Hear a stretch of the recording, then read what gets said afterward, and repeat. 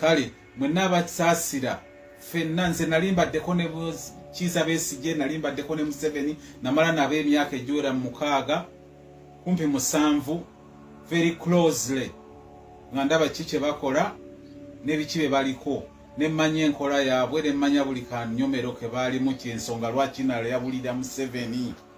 Kiiza Besigye alimba tebamukutte, tali mukomera lwekyo, ali mukomera lwa kabadi. Baagala babalage nti singa bakwata baagala kukola ekyo ne Besigye nti bakole, Kyagulanyi baddayo okwekalakaza ku kkubo. Baagala naye bamuyoole, bamutwale luzira, badinayinge gundi ye bamudinayinge ki okumweyimirira. That's the deal. Don't be fooled, people of Uganda. I've worked with Dr. Kiiza Besigye and the dictator Yoweri Kaguta Museveni with the National Resistance Army for over 6 years, and I know what is going on. This is a planned deal.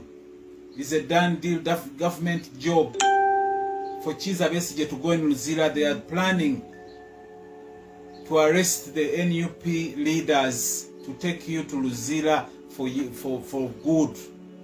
That's the plan.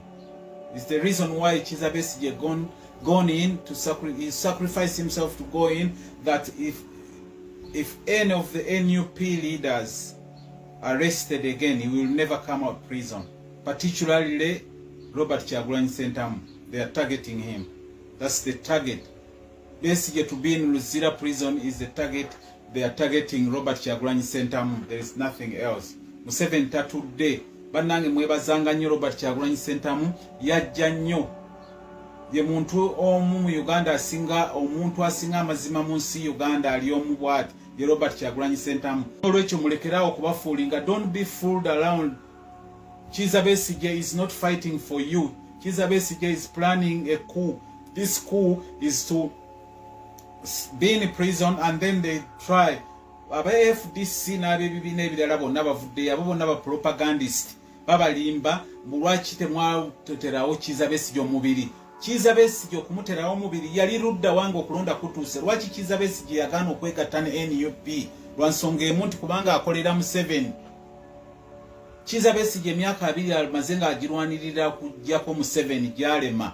N'alaba omuntu azze nga Haji bwe yagamba Haji yamukwasa bendera, n'agamba bannayuganda bannange mukwakalulu mukawe Besigye.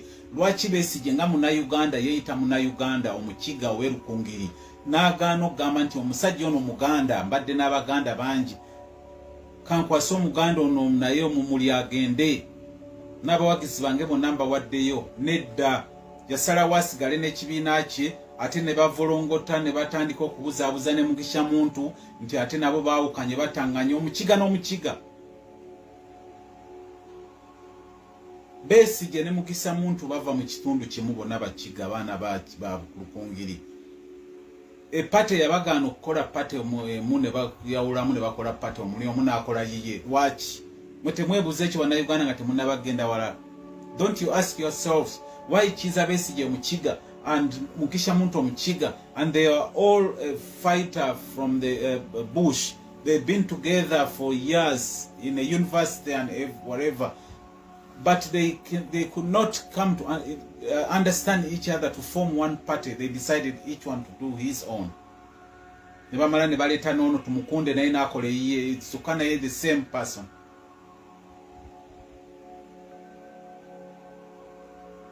Temukkiriza kubuzaabuzibwa bannayuganda. This is a planned job. Besigye asika eriyo bannabayuganda kubabuzaabuza. Mukyamulabanga Besigye abeerawo mulabi aba FDC bameka be baali basibye makomera, bameka be baali babuzaawo ne drones. Mulaba abantu nnaku zino bonna babuzaawo ne drones. Drones zisomba abantu, batta abantu, bakola batya abantu. Mwera temukiraba. Why?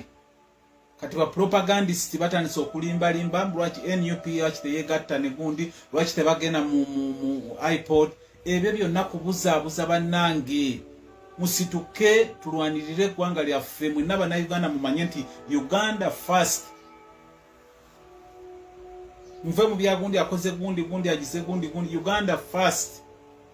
Kyoba okulembeze eggwanga lyaffe ligwawo lwakwesiba ku bintu bye tutagenda kumaliriza. Aba wini byanyima mukyala we Winnie Byanyima ali muku mukyala wa Kiiza Besigye yali mu kutambuza ensonga za dictator Museveni mu Europe, mu international community ya robinga. Winnie Byanyima arobingira Museveni mu international community mu Europe, United States, Asia n'ensi zonna ezisigadde. Winnie Byanyima ali mu Oxfam, omulimu gwe ku robingira Museveni ne government ye. Naye olaba bakwata bbaawe n'otamulaba mu kampi. Singa Kiiza Besigye bamukwata nga bamukwatira kituufu, omuntu gumwandisoose okulaba ye mukyala we Winnie Byanyima okukwata ennyonyi n'atuuka mu Uganda butereevu n'ajja okujja alabe agambe Museveni lwaki omwami we mukwate. Naye kasita tokiraba ekyo manya bumanya. Ate n'ekimu ku byatwala omukazi oyo okulaba nti obuvuyo bwa bbaawe Kiiza Besigye ne Museveni bonna basajja be. Winnie Byanyima, Museveni ne Besigye bonna basajja be. Obuvuyo bwe bakola bwe bwamujja mu Uganda n'asalawo agende mu Oxfam alemereyo abeereyo gy'aba akolera mu Bulaaya, era yabagamba sigenda kusobola syndicate wammwe gwe mukola ku bannayuganda, era ye yabivaamu. Retired Kano Kiiza Besigye alikaza nnyo. Bamupangawo agende nti bamusibe Luzira, kyokka n'abamu tebakimanyi kati nga Lukwago bagoberera bugoberezi. Ndabula mutaginge Elias Lukwago, mutaginge Elias Lukwago member mutaginge Lord Mayor Elias Lukwago. Ekintu kyali mutakimanyi musajja watu bavuga muvuge. Enewe ne bomubulira ye kubanga lawyer alina okusasulwa akola emirimu gye. Lukwago tamanyi kabadi ka Museveni ne Besigye, agoberera bugoberezi. Abo bonna balubega mukaaku ba waswabirigwa bonna tebakimanyi. Ate ekirala mwalaba bitadi Kiiza Kano Besigye bwe yavaayo okugenda okukalakasa mu luguudo, waswabirigwa yali luddawa.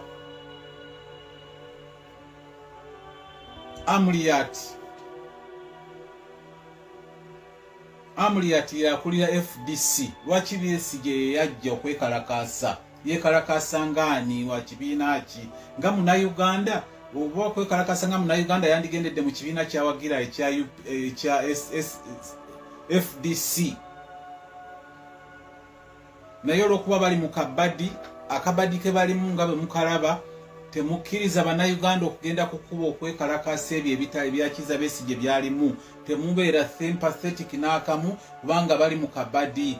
Kiiza Besigye yavaayo bakola akabadi ako bagende bamusibe Luzira n'ebya miliyoni, bapanga bipange nti bamusasuze miliyoni 3 azigaane bamuzzeeyo kubanga baplaningira kikola Robert Kyagulanyi Sentamu, president wa FDC, president wa NUP, president wa Uganda 2021 to 2026. Kinajjukirwanga nti abannayuganda balonda Robert Kyagulanyi Sentamu aka Bobi Wine okubakulembera mu 2001 mu general election.